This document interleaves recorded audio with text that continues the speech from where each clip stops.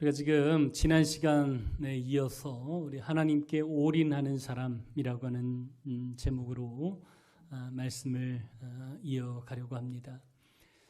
이 지난 시간에 살펴봤던 이 사울 같은 경우에는 하나님과 사람들, 하나님과 재물, 하나님과 세상을 겸하여 섬겼어요. 그래서 결국은 비참한 최후를 맞이하게 되었습니다. 근데 우리가 사울 나쁘다, 사울 어떻게 그럴 수 있느냐라고 자신 있게 말할 수 없는 이유가 우리 안에도 그런 모습이 너무도 많기 때문이에요.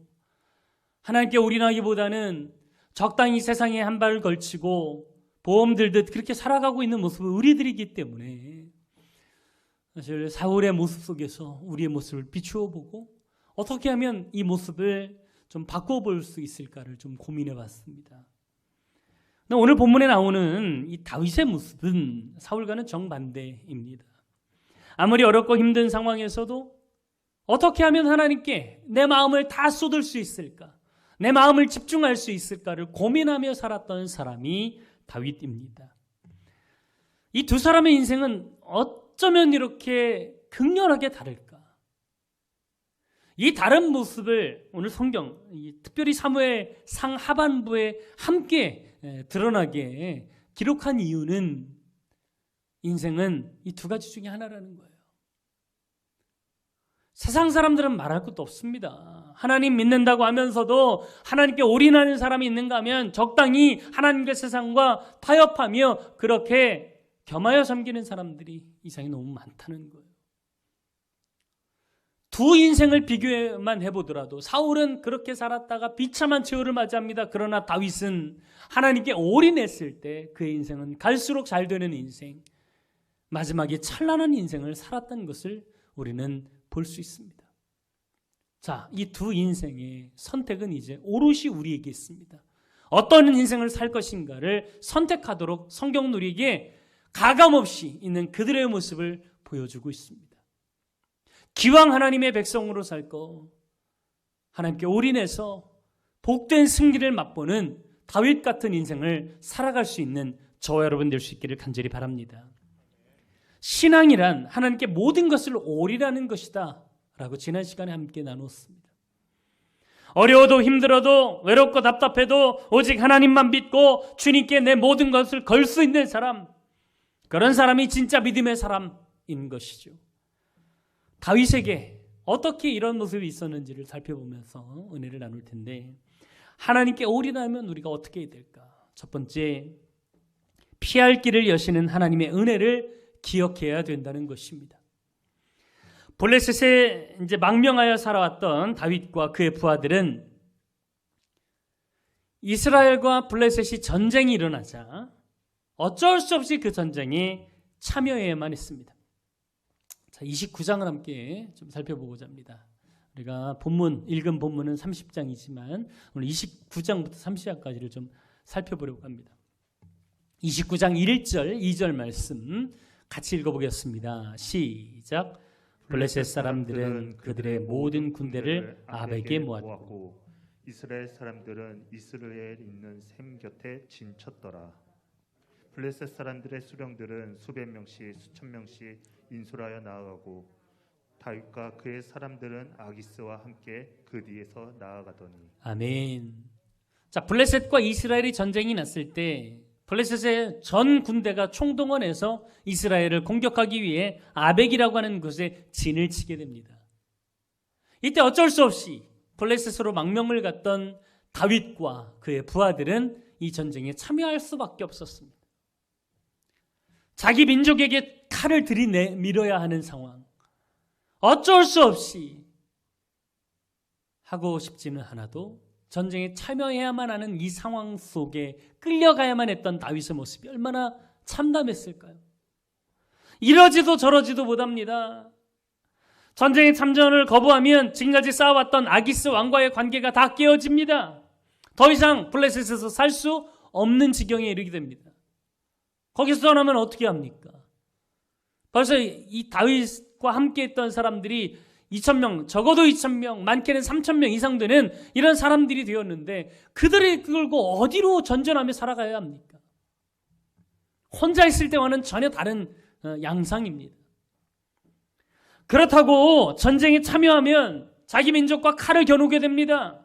그것뿐입니까? 더 이상 이제는 고국으로 돌아갈 수도 없습니다. 하나님이 주신 꿈, 이스라엘의 다음 왕이 될 것이라고 하는 이 꿈도 접어야만 합니다. 이럴 수도 저럴 수도 없는 이런 상황 속에서 다윗은 자포자기한 채 상황에 끌려가는 모습을 오늘 성경을 통해서 우리는 볼 수 있습니다. 그런데 반전이 일어납니다. 다윗의 입장에서는 도저히 어떻게 할 수 없는 상황입니다. 거부하지도 못하고 따라가지도 못하고, 그래서 상황에 이끌려 참전하기 위해서 소 질질 끌려가듯이 그렇게 끌려가야만 했던 이 상황 속에서 하나님은 살아계셨어요.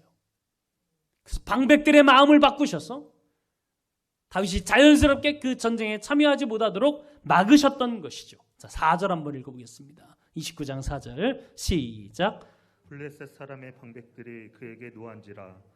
블레셋 방백들이 그에게 이르되 이 사람을 돌로 보내어 왕이 그에게 정하신 그 처소로 가게 하소서. 그는 우리와 함께 싸움에 내려가지 못하리니 그가 전장에서 우리의 대적이 될까 하나이다. 그가 무엇으로 그 주와 다시 화합하리이까? 이 사람들의 머리로 하지 아니하겠나이까? 아멘. 지금 블레셋이라고 하는 나라에 참전했던 수많은 방백들이 다윗의 참전을 거부하고 나온 것입니다. 나 이 사람하고는 싸움 못합니다. 이 사람 원래 나라가 지금 이스라엘인데 전쟁이 일어났다가 이 사람이 뒤통수 치면 우리는 꼼짝없이 당하게 될 텐데 어떻게 저 사람을 믿고 우리의 뒤를 맡기겠습니까? 지금은 싸운다고 하지만 언제 마음이 바뀌어서 이스라엘 왕과 내통해서 작전을 펴가지고 넘어갈지 어떻게 합니까? 우리는 도저히 못합니다.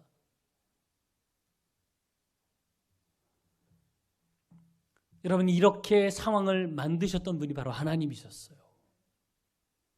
도저히 다윗의 입장에서는 빠지지도 못하고 참가지도 못하는, 정말 어떻게 보면 이러지도 저러지도 못하고 상황에 끌려다녀야만 하는 아주 긴급한 상황임에도 불구하고 그런 모습을 안타까이 여기셨던 하나님이 방백들의 마음을 움직이셔서 다윗을 그 전쟁에 참여하지 못하게 하셨던 거예요.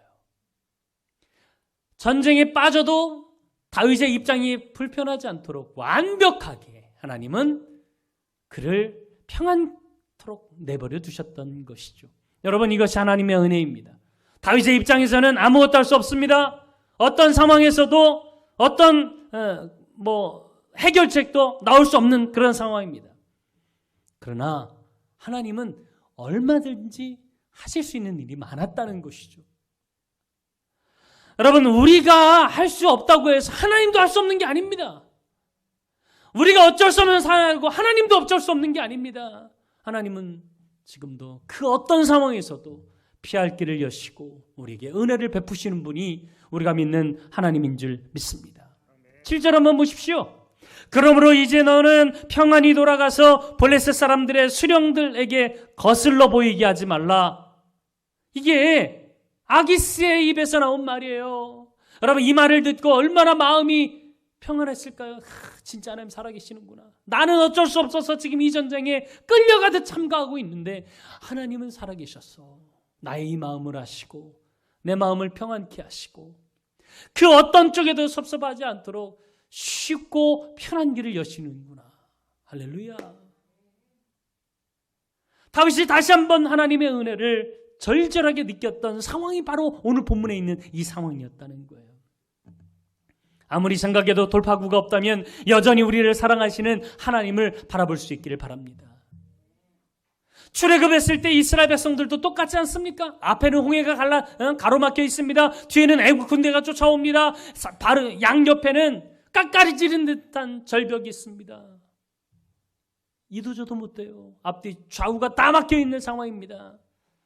그 당시 이스라엘 백성들은 다 절망하고 모세를 죽이려 했습니다. 근데 그 상황에서 하나님은 피할 길을 여세요.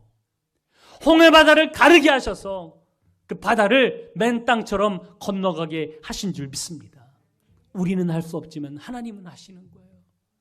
우리는 피할 길 없지만 하나님은 충분히 피할 길을 여셔서 우리에게 은혜를 베푸시는 분이 우리가 믿는 하나님인 줄 믿습니다. 생각지도 못한 방법으로 길을 여시는 분, 그분이 우리가 믿는 하나님이에요. 이 은혜가 없이는 우리는 절대로 하나님께 올인할 수 없습니다. 하나님께 올인하라 하니까 여러분 내가 결단하면 될 수 있을 것처럼 생각이 되십니까? 여러분 사람의 힘으로는 절대 하나님께 올인할 수 없어요. 사람은 무엇이든지 뒷일을 생각합니다. 하나님께 올인했다가 하나님 역사하지 않으시면 어떡하나. 그래서 사람들은요 대부분 무언가 비상책을 마련해 놓고 차선책을 마련해 놓는 것입니다. 근데 여러분 보세요. 아무리 우리가 머리를 쓰고 차선책을 마련해도요 하나님이 길 여시는 것만큼 할 수 없어요. 그래서 우리는 다른 그 어떤 방법보다 하나님께 올인하는 방법을 선택해야 될 줄 믿습니다. 하나님의 은혜가 아니고서는 절대로 우리는 하나님께 올인할 수 없어요. 이 은혜가 먼저임을 기억하고 이 은혜가 우리를 승리로 이끌어준다는 사실을 기억하고 하나님께 모든 것을 내어 맡길 수 있는 저 여러분 되길 간절히 바랍니다. 두 번째로 다급할수록 하나님을 힘입어야 된다는 것입니다. 자, 기적 같은 일을 경험하고 할렐루야 감사합니다 하나님, 하나님의 은혜가 놀랍습니다, 이런 마음으로 평안한 상태로 자기가 살고 있던 시글락이라고 하는 지역으로 돌아오게 됩니다. 그때 마주한 다윗의 상황은 처절한 삶이었어요. 시글락이 어느 부족이 침공했는지 집은 다 불타 없어지고요, 그동안 모아뒀던 재산, 곡식, 가축들은 다 빼앗겨 버리고요, 가족들은 어디로 끌려갔는지 흔적조차 남지 않았어요. 자, 30장 1절 2절 말씀 같이 한번 좀 읽어보도록 하겠습니다. 30장 1절 2절 시작. 다윗과 그의 사람들이 사흘 만에 시글락에 이를 때 아말렉 사람들이 이미 네겝과 시글락을 침노하였는데 그들이 시글락을 쳐서 불사르고 거기에 있는 젊거나 늙은 여인들을 한 사람도 죽이지 아니하고 다 사로잡아 끌고 자기 길을 갔더라. 아멘. 그동안 힘들게 모은 재산들이 다 사라졌습니다. 집도 다 불타 없어졌습니다. 가족들도 끌려갔습니다. 흔적도 남지 않았습니다. 생사도 모릅니다. 시체 없으니까 아마 끌려갔다고 생각을 했겠죠. 어느 부족이 침공했는지조차 모르는 상황입니다. 방금 전까지만 해도 하나님 역사하셨습니다, 하나님 살아계십니다, 하나님이 나에게 평안한 길을 여셨습니다, 할렐루야 외쳤던, 감사를 외쳤던 다윗이 앞에 놓이는 이 현실에 다시 한번 절망하고 무너질 수밖에 없는 거예요. 4절 한번 보십시오. 다윗과 그와 함께한 백성이 울 기력이 없도록 소리를 높여 울었다 그랬어요. 울다 지쳐서 힘이 없어서 못 울 정도로 그들의 슬픔은 절박했습니다. 가족이 다 사라졌으니까. 다윗도 예외는 아니었습니다. 다윗의 두 아내도 사로잡혀 갔습니다. 함께 슬퍼해야 할 상황인데도 불구하고 사람들은 원망의 대상이 필요했던 것 같아요. 그래서 사람들이 한순간 그 원망을 다윗에게 쏟기 시작합니다.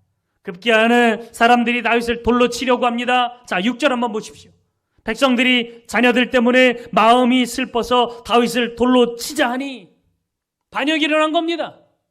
그렇게 애써서 그들을 이끌어줬음에도 불구하고 그 무욕을 참아가며 적국인 나라에서 털을 잡고 살고 있었음에도 불구하고 어려움이 닥치니까, 문제가 생기니까, 자기에게 손해가 오니까 원망하고 그를 불평하며 반역을 하는 거예요. 죽이지 않은 거예요.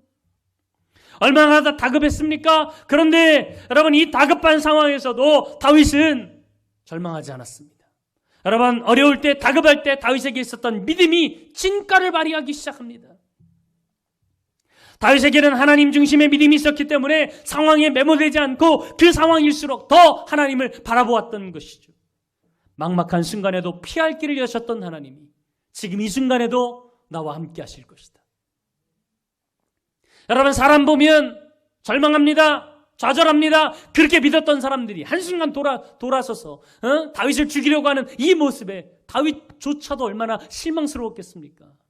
근데 사람 보지 아니하고 하나님 바라보니까요, 힘을 얻는 거예요. 용기를 얻을 수 있었던 거예요. 자, 6절 하반전 한번 보겠습니다. 다윗이 크게 다급하였으나 그의 하나님 여호와를 힘입고 용기를 얻었더라.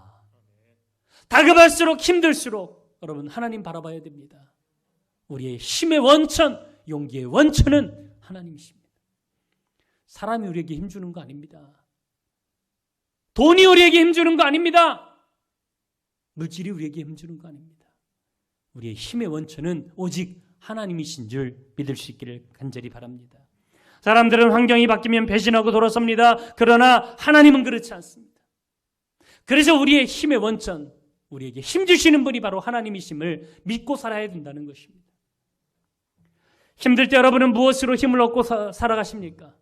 무엇으로 용기를 얻고 계십니까? 사람이 힘의 원천이라면, 물질이 힘의 원천이라면 아직도 하나님께 올인하지 못하고 있는 것입니다. 나의 힘은, 나의 방패는 하나님이다. 여러분, 이야기가 찬양의 가사만은 아니라는 거예요. 진심으로 여러분이 힘을 얻고 용기를 얻을 수 있는 근거가 하나님일 수 있기를 간절히 바랍니다. 마지막으로 세 번째, 답이 정해져 있음에도 불구하고 하나님께 묻고 행동해야 된다는 것입니다. 자, 모든 걸 다 빼앗겼습니다. 가족들도 사로잡혀 갔습니다. 여러분, 이 상황에서 다윗이 할 수 있는 일은 딱 한 가지밖에 없습니다. 누가 데려갔는지 조사해서 찾아오면 됩니다. 답은 정해져 있었습니다.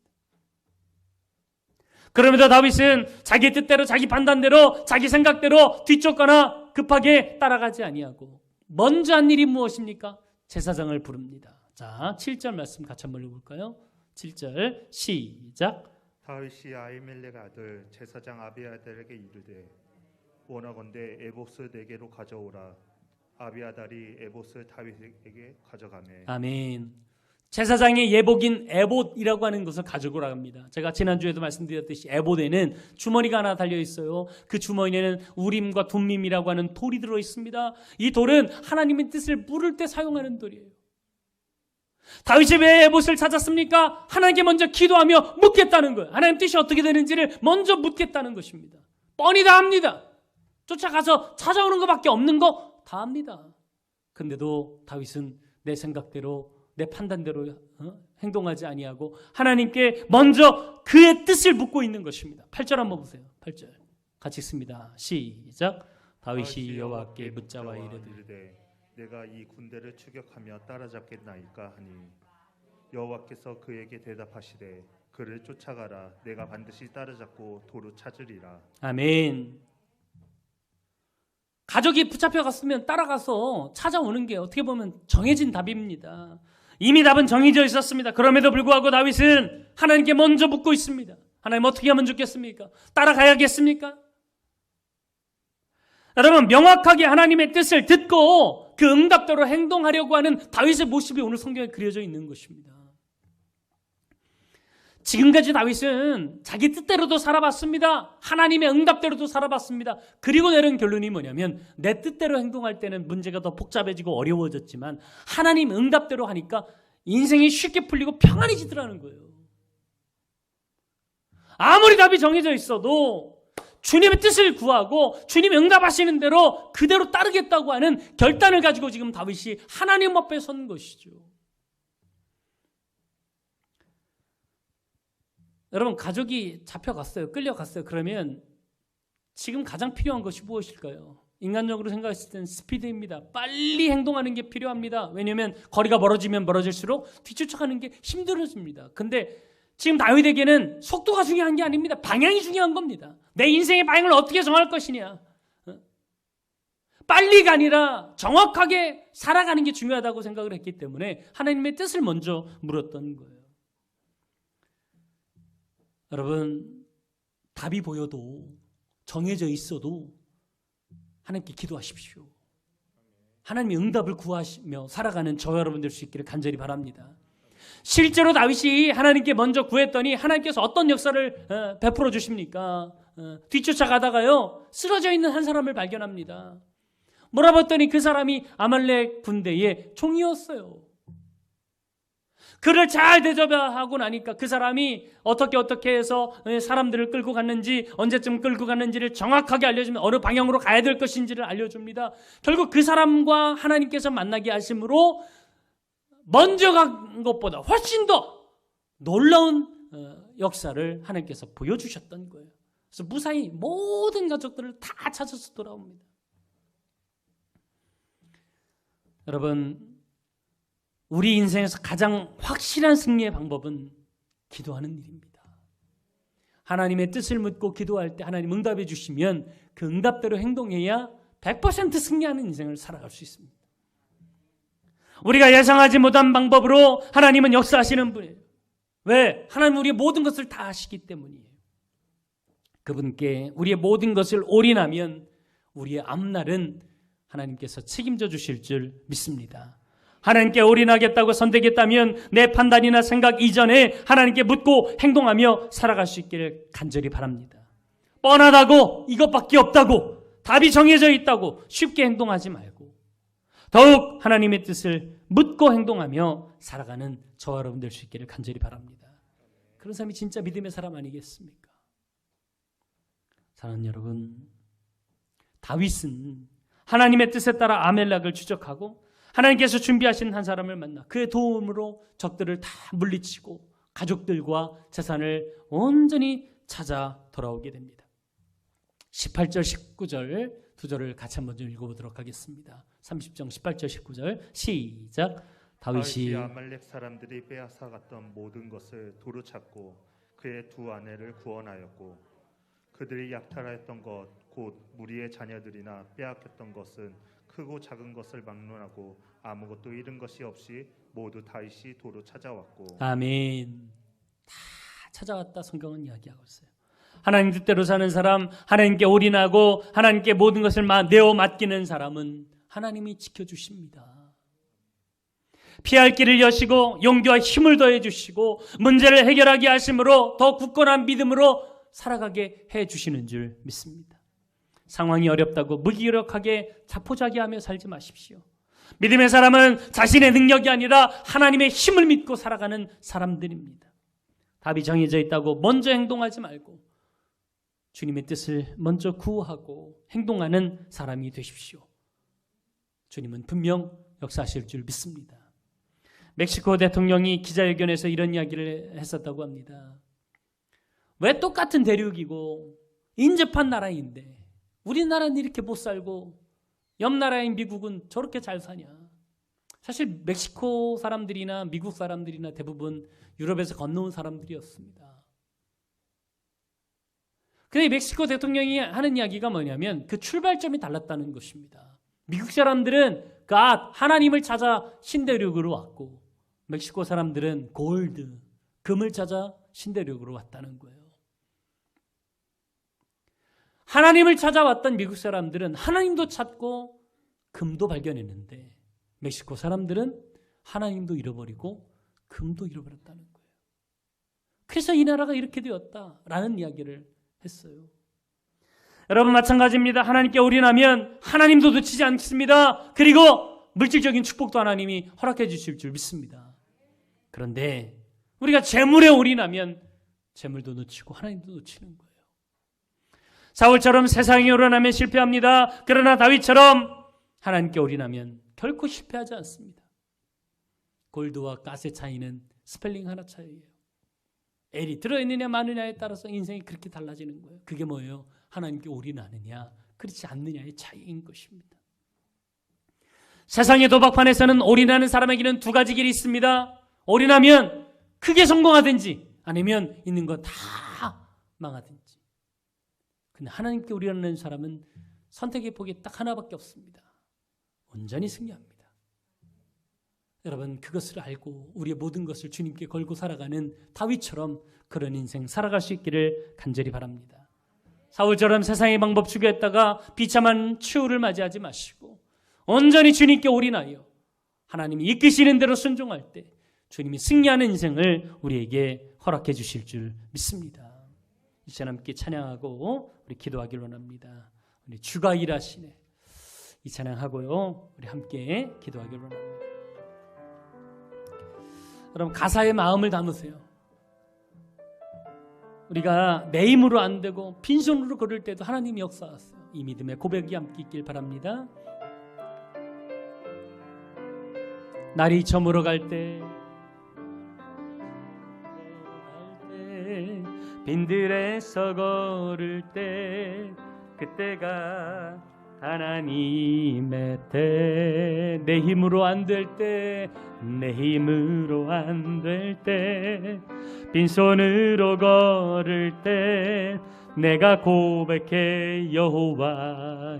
다시 한번 합니다. 날이 저물어 갈 때, 날이 저물어 갈 때, 빈들에서 걸을 때 그때가 하나님의 때, 내 힘으로 안 될 때, 내 힘으로 안 될 때, 빈손으로 걸을 때 내가 고백해 여호와 이름. 주가 일하십니다. 주가 일하시네. 주가 일하시네. 주께 아끼지 않는 자에게 주가 일하시네. 주가 일하시네. 신뢰하며 걷는 자에게. 다시 한번 주가 일하십니다. 주가 일하시네. 주가 일하시네. 주께 아끼지 않는 자에게 주가 일하시네. 주가 일하시네. 신뢰하며 걷는 자의. 아멘. 신뢰하며 걷는 자에게. 이 사람께 기도하기로 합니다. 하나님, 나는 주님을 선택하고 주님께 올인하고 싶지만 내 안에 또 다른 내가 계속해서 세상과 버타고 싶어하고 뭔가 다른 대책을 내놓고 싶어할 때가 많습니다. 주님만 바라보기를 원합니다. 주님께 내 모든 걸 걸고 살아가길 원합니다. 주님, 나를 그런 믿음의 사람으로 이끌어 주옵소서. 주님이 내 안에서 일하여 주옵소서. 주님의 역사를 바라보게 도와달라고 주여 한번 크게 부르짖고 기도하며 나아갑니다. 주여, 할렐루야. 사랑의 하나님, 아버지, 전심을 다해 기도합니다. 내 안에 역사하셔서 아직도 여전히 세상과 버타고 싶고 세상을 겸하여 섬기고 싶은 우리의 마음, 아버지, 사울과 같은 우리의 마음을 시간 다 내려놓게 하시고 온전히 주님만 바라보며 주님의 일하심을 기대하는 믿음의 사람으로, 다윗 같은 사람으로 우리를 세워 주옵소서. 우리의 힘, 우리의 용기는 오직 하나님께로만 임하는 줄 믿습니다. 주님 오셔서 우리와 함께하여 주시고 다시 한번 하나님의 능력으로 어렵고 힘든 자리를 털고 일어나는 우리가 되게 도와 주옵소서. 정말 힘들고 어렵습니다. 하나님, 신앙적인 위기가 찾아왔을 때에도 여전히 살아계신 하나님 바라보게 하시고 믿음으로 승리할 수 있도록 우리를 다스려 주옵소서.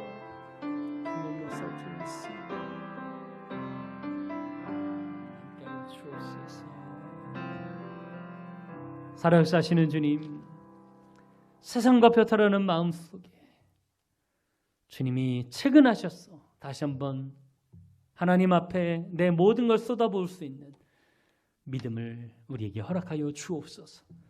하나님의 은혜가 먼저임을 기억하고 오직 주님으로만 힘과 용기를 얻고 주님 응답을 구하며 살아가는 우리가 되게 도와 주시옵소서. 예수님의 이름으로 기도했습니다. 아멘.